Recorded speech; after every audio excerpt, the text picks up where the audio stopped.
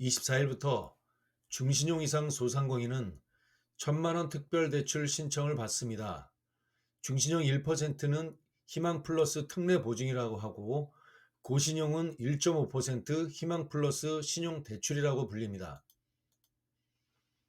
이번 초저금리 대출은 86만 개사가 대상이고 최대 1,000만 원까지 대출이 됩니다. 1월 24일부터 신청이 되는데 시중은행 앱을 통해서 비대면으로 신청되고 오부제가 실시되는데 출생연도 끝자리를 기준으로 합니다.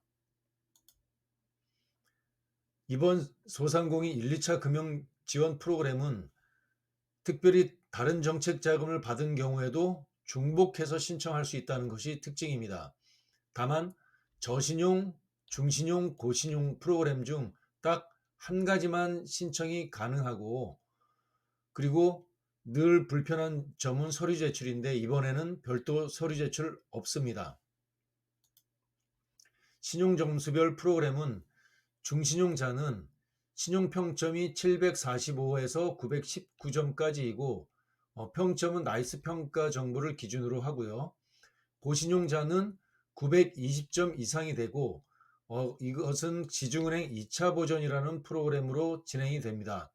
신용점수 확인은 나이스 지킴이인데 혹시 나이스 지킴이를 사용하기 어려운 분은 오프라인 소상공인 지원센터에서도 신용점수가 확인이 가능합니다. 신용점수별로 가는 곳이 정해져 있는데요. 먼저 중신용자는 9개 은행이 진행되는데 앱을 통해서 진행됩니다. 앱을 통해서요. 9개 은행은 국민은행, 기업은행부터 지방 대구은행, 부산은행인데 좀 더 은행은 늘어날 것으로 보입니다.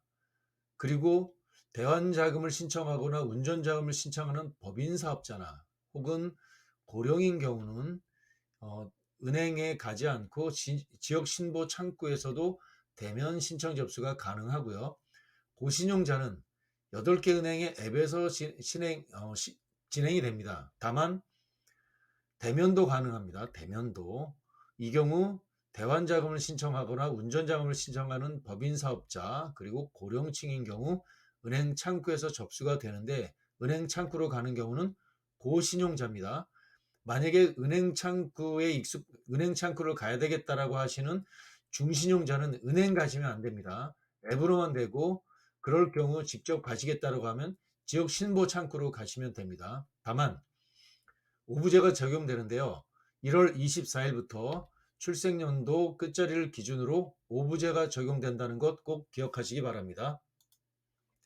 준비 서류는 개인사업자 서류 없습니다. 다만 임차인 경우에는 임대차 계약서를 촬영한다는 점이 있고요. 지점 방문을 굳이 하시겠다라고 한다면 이런 구비 서류가 필요합니다. 법인은 마찬가지로 비대면으로만 진행이 된다는 것 기억하시고요. 정리합니다. 중신용 이상 소상공인 특례보증과 신용대출 두 가지로 구분이 되는데요. 중신용 소상공인은 신용점수가 나이스 기준입니다. 745에서 919점. 그런데 고신용자는 920점 이상입니다. 대출 기간은 1년, 중신용자는 5년입니다. 금리, 중신용자는 1%, 그런데 희망 플러스 고신용자는 1.5% 고정금리가 되고요. 대출 금액 1천만 원 공통적으로 됩니다. 정리가 됩니다.